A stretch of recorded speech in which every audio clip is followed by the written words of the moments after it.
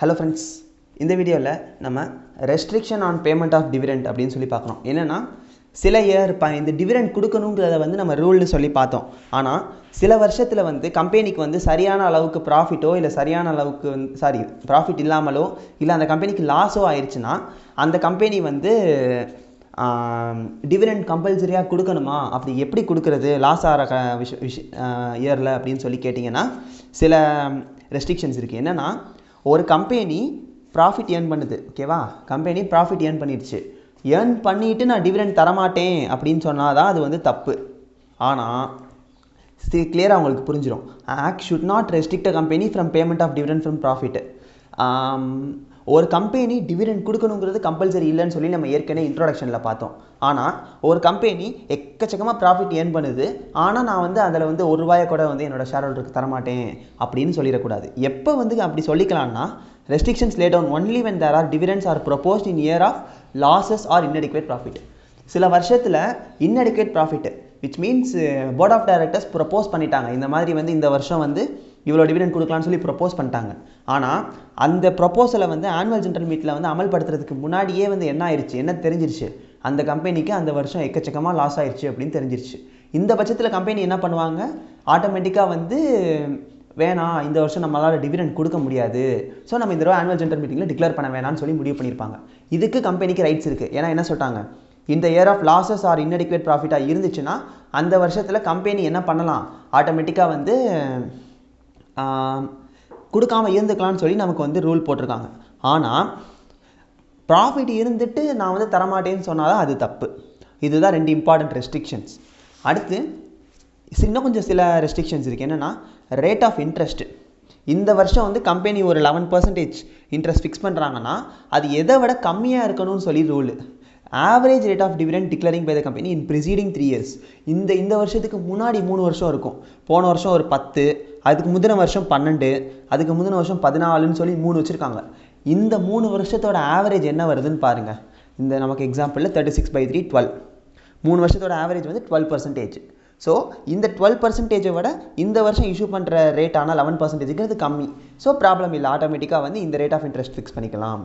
இந்த ரேட்டுக்கு மேலே 12க்கு மேலே வந்து ஒரு கம்பெனி ஃபிக்ஸ் பண்ணக்கூடாது. ஏன்னா என்ன சொல்லிட்டாங்க, கரண்ட் இயரில் ஒரு டிவிடெண்ட்டுக்கு ஃபிக்ஸ் பண்ணுற ரேட் வந்து ப்ரிசீடிங் 3 yearsல இருக்கிற ரேட்டை விட கம்மியாக தான் இருக்கணும் அப்படின்னு சொல்கிறாங்க. இது first restriction.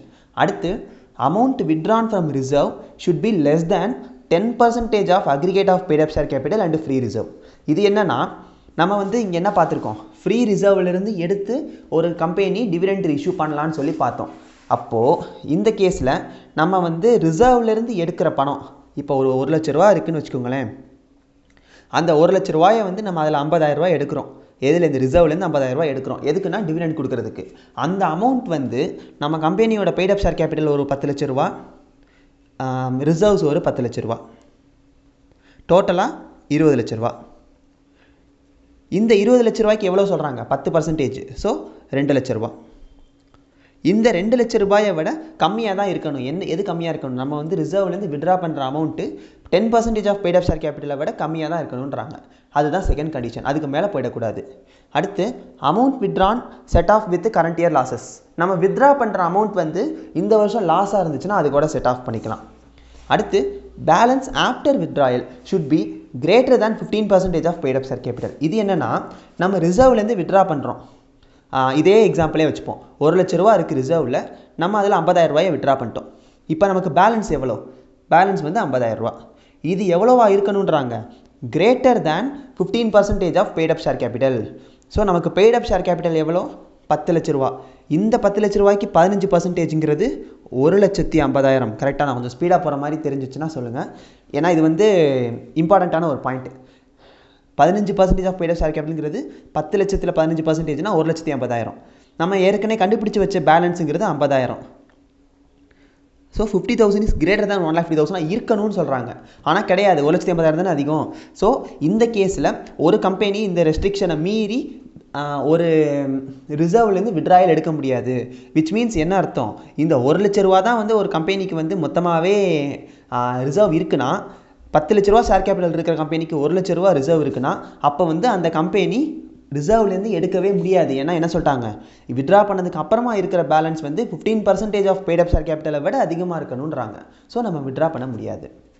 Last point, government company வந்து லாஸ் இருந்துச்சுன்னா, ஒரு கவர்மெண்ட் கம்பெனிக்கு பர்டிகுலர் இயரில் லாஸ் இருந்துச்சுன்னா டிவிடெண்ட் கொடுக்கக்கூடாது, ப்ரொஹிபிட்டட். தேவையில்லைங்கிறது வந்து நம்ம நார்மல் கம்பெனிக்கு. கவர்மெண்ட் கம்பெனியாக இருந்துச்சுன்னா கொடுக்கவே கூடாதுன்ட்டாங்க. டிவிடெண்ட் வந்து லாஸ் இருக்கிற வருஷத்தில் கொடுக்கவே வேணாம், கொடுக்க தேவையில்லை, கொடுக்கக்கூடாது அப்படின்ட்டாங்க. அடுத்து ஜென்ரல் கண்டிஷன்ஸ் பாருங்கள். சில ஜென்ரல் கண்டிஷன்ஸ் இருக்குது.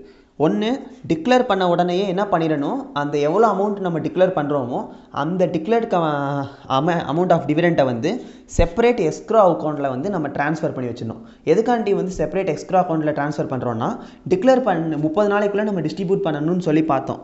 விச் மீன்ஸ் டிஸ்ட்ரிபியூட்டர் டிவிடெண்ட்டுக்கு நம்ம பார்த்தோம். டிக்ளேர் பண்ணி 30 நாளைக்குள்ளே அதை டிஸ்ட்ரிபியூட் பண்ணிடணும்னு சொல்லி பார்த்தோம்.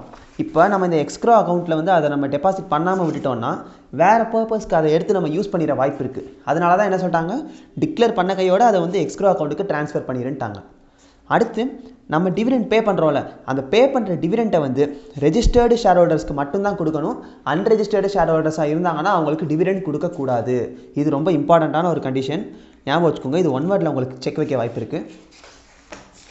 அடுத்து dividend shall be payable only in cash unless shareholder specifically requested. இது என்னன்னா, நார்மலாக வந்து டிவிடெண்ட் வந்து கேஷ் மோடில் மட்டும்தான் கொடுக்கணும், கேஷாக தான் பே பண்ணணும். எப்போ வரைக்கும் ஒரு ஷேர் ஹோல்டர் வந்து எனக்கு வந்து அக்கௌண்ட்டில் கிரெடிட் பண்ணி விட்டுருன்னு பர்டிகுலராக ரெக்வஸ்ட் பண்ணி கேட்குற வரைக்கும் ஒரு கம்பெனி டிவிடெண்ட்டை வந்து கேஷ் பேசிஸில் தான் கொடுக்கணும். கிரெடிட் பேசிஸ்லேயோ பேங்க் கிரெடிட்டு, நெஃப்ட்டு, ஆர்ஜி, அந்த மாதிரி நிறைய மோட் இருக்குது. பேங்க் ட்ரான்ஸ்ஃபர் என்ன மோட்லையும் கொடுக்கக்கூடாது, கேஷில் தான் கொடுக்கணும். அடுத்து, if a company is in default in repayment of deposit with respect to payment of interest shall pay equity dividend as long as default continues. இது என்னன்னா, ஒரு கம்பெனி வந்து ஆல்ரெடி வந்து அது வாங்கின டெபாசிட்டுக்கு இன்ட்ரெஸ்ட் கட்டாமல் இருக்குது. கம்பெனி பப்ளிக்லேருந்து டெபாசிட் வாங்கியிருக்கோம், அந்த டெபாசிட் வாங்கி அதுக்கு இன்ட்ரெஸ்ட் ரீபே பண்ணாமல் இருக்குன்னா அந்த கேஸில் ப்ரிஃபரன்ஸ் டிவிடெண்ட் ஏற்கனவே கம்பல்சரி. அது கூட equity dividend is also compulsory. Equity டிவிடெண்ட்டையும் சேர்த்து கொடுத்துட்டே வரணும். இதுதான் வந்து அதுக்கான பெனால்ட்டி மாதிரி, சிமிலர் டு பெனால்ட்டி. அது நீ இன்ட்ரெஸ்ட்டில் வந்து நீ வந்து சரியாக வந்து ஃபாலோ பண்ணாமல் இருக்க, டிஃபால்ட் வைக்கிற, அப்போ வந்து ப்ரிஃபரன்ஸ் டிவிடெண்ட் கூட சேர்த்து ஈக்விட்டி டிவிடெண்ட்டையும் நீ பே பண்ணு அப்படின்னு சொல்லி ஒரு பெனால்ட்டி மாதிரி கொடுத்துட்றாங்க. லாஸ்ட் ஒரு ஜென்ரல் பாயிண்ட், நம்ம பார்த்தது இவ்வளோ நேரம் பார்த்த எல்லா கண்டிஷன்ஸும் ஃபைனல் டிவிடெண்ட்டுக்கு. சப்போஸ் ஒரு கம்பெனி வந்து இன்டரிம் டிவிடெண்ட் வந்து கொடுக்குறாங்க. இன்டரிம் டிவிடெண்ட்னா என்னென்னு பார்த்தோம், ஹாஃப் இயர்லிக்கு ஒருக்கா கொடுக்குற டிவிடெண்ட் தான் வந்து இன்டரிம் டிவிடெண்ட்னு சொல்லி பார்த்தோம். Same rules and regulations and same கண்டிஷன்ஸை தான் இன்டரிம் டிவிடெண்ட்டுக்கும் ஃபாலோ பண்ணணும் அப்படின்னு சொல்லி இந்த கண்டிஷன்ஸை நமக்கு கன்க்ளூட் பண்ணுறோம். நெக்ஸ்ட் வீடியோவில் ப்ரொசீஜர் ஃபார் இஷ்யூயிங் டிவிடெண்ட், ஒரு டிவிடெண்ட் கொடுக்கறதுக்கு கம்பெனி என்னென்ன ப்ரொசீஜர் பண்ணணும், அதுக்கான டைம் லிமிட் என்ன, பண்ணலைன்னா அதுக்கான பெனால்ட்டி என்ன, இதெல்லாம் பார்த்து டிவிடெண்ட் லெசனை நம்ம கன்க்ளூட் பண்ணுவோம். இதில் ஏதாச்சும் டவுட்ஸ் இருக்குன்னா கமெண்ட்ஸில் கேளுங்க. தேங்க்யூ.